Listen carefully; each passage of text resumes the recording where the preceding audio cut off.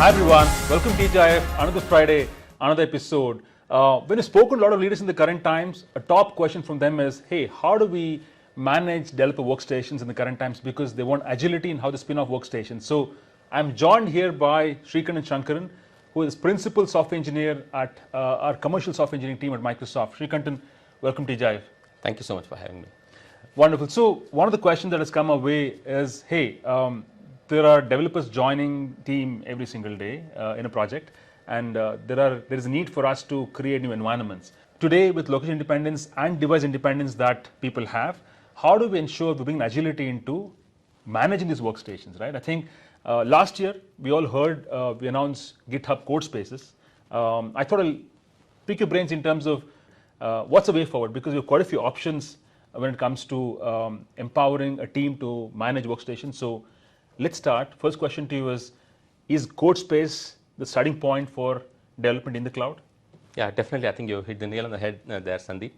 So historically, you would know that developers are tied to that particular machine, okay, and then depending on the need of that particular project, some might require a lot of horsepower in it, and then they may end up sort of having a laptop which is pretty expensive, and then after they're done with the project, probably they need to sort of, some cost that they need to incur on all of that, and also the fact that they need to switch between multiple projects. So it's not, it's non-trivial to actually use the same environment and be able to flip between projects and all of that, and with all the compute each of them requires. So there's where actually Codespace really shines through. The fact that as a developer, one could provision an environment complete with the compiler, the sort of runtime, the ID integrations, the extensions, and all of that. So it comes fully loaded with all of that, and developer could choose a compute that is appropriate for that particular project. So in effect, they'll end up creating multiple environments in Codespaces, one Codespace for a particular project, whereas the other could totally separate and having a different set of resources that it will require.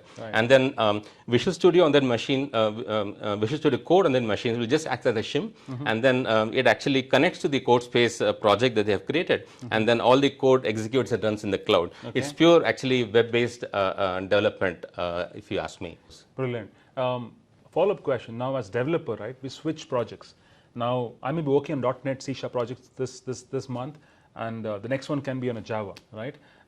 As, let's say, a project lead, I need to ensure the right developer gets the right environment. And of course, in a project, in large-scale project, we're talking about heterogeneous environments, so multiple developers, multiple programming languages. How do we manage these environments? How do we ensure that developers are productive at the switch environments? Sure. Actually, that's very important what you mentioned, and definitely when you have a team, and then you could imagine that it's going to be non-trivial for every developer to configure their machines and their environment to suit that particular development requirement. So which is where actually the Codespace has this notion of dev containers, which means that you can, by default, it comes with a base image on which you could actually install all the extensions or all the like, for example, you want to install AZ CLI because you want to interact with Azure right from the confines of VS Code, for example. You also have VS Code extensions, and then you have various libraries that need to be downloaded. So you could actually either choose to you take the standard image, install all of those, but then it is local only to you as a developer, because it's in your view that you have all of that. But when I want the entire team to sort of benefit from that, we'll actually create something called a dev container, customize that standard image, and then add all those extensions and other libraries that need to be incorporated into the dev container JSON, and then run that as a remote container. So that's where the magic of VS Code and the remote containers comes into play. It's almost like saying that, hey, this my development environment is encapsulated inside this Docker container, and VS Code knows how to sort of, you point you to that particular container image, it is able to talk to the code within and then let you actually have a seamless experience. Cool. So that's great. So why don't we take a quick look at how do we kind of spin off these workstations in the cloud? So over to you.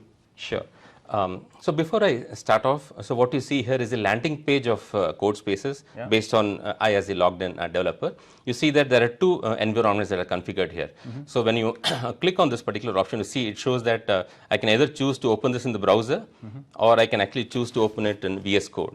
Okay, let me click on both these options. Yeah. So this is the other way in which you can actually launch Codespaces. So I was in a particular repo inside GitHub, and then you are familiar with the local option. I mean, this is typically how we actually clone this on a local machine and do all of that. Right. But with the emergence of Codespace for cloud-based development, you can actually click on this particular option. And here is where you actually say that I want to get started off with the default container, right. or you could say that no, I want to configure it. Okay, and I want to make some specific changes that are required for my project. Got it. You see that you can actually choose from a variety of machine types. In this case, I'm logged in as a GitHub with a personal account, which is why it limits me the number of options that I have. In fact, the only option I have is a 4-core and 32 GB RAM machine. Yeah, and this particular configuration item, which is the dev container configuration, is the one I spoke about, where you can actually add further configurations to say that, hey, I want XYZ tooling, I want AZ CLI, I want to have XYZ library for my Python application, for example. So with this, let me quickly click on create the code space. So it actually, here is where GitHub is actually going to provision the compute, which is 4 GB and 16 GB RAM machine, for example. It's a Linux OS on which it runs on. Okay. You see that the container is built. You see that you also have a button to say, hey, instead of the browser, I want to open it on the VS Code on my desktop. Nice. So you can actually go ahead and click that. Nice. Let's just give it a moment. You see that I'm in the browser right now, and then the project has opened up here. And then gives you all the support for IntelliSense. I mean, all that you can associate with VS Code on your machine, you can expect you'll pretty much be able to do all of that. Srikanth, that's great. I think one last question before we end. Last week at Build Conference, we heard Satya announce Dev Box, right? Yeah. And how was that different from what you just showcased? Because end of the day, both are meant to enable creation of developer workstations, right? So just specify that for us. Sure. Actually, with GitHub Codespaces and VS Code, yeah, the emphasis on the fact that a developer would like to build a cloud native application. Correct. Okay, and probably it is potentially containerized and probably it will get deployed to an Azure service residing in the cloud. Right. Okay, which is where I think the GitHub Codespaces and VS Code really shines through. Okay. I think Microsoft Dev Boxes is more suited to those scenarios where as a developer I build the sort of Win32 native apps, or let's say I build some game apps, or I build something for IoT, for example. Got it. Yes. Awesome. That means I RDP into the dev box compared to opening the dev environment in the browser where VS Code is my facade to program.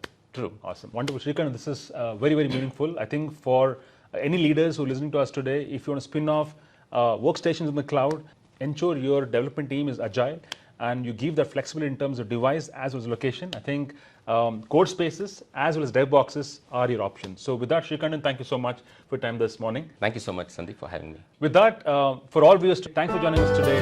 Have a wonderful Friday and a great weekend ahead. Bye-bye.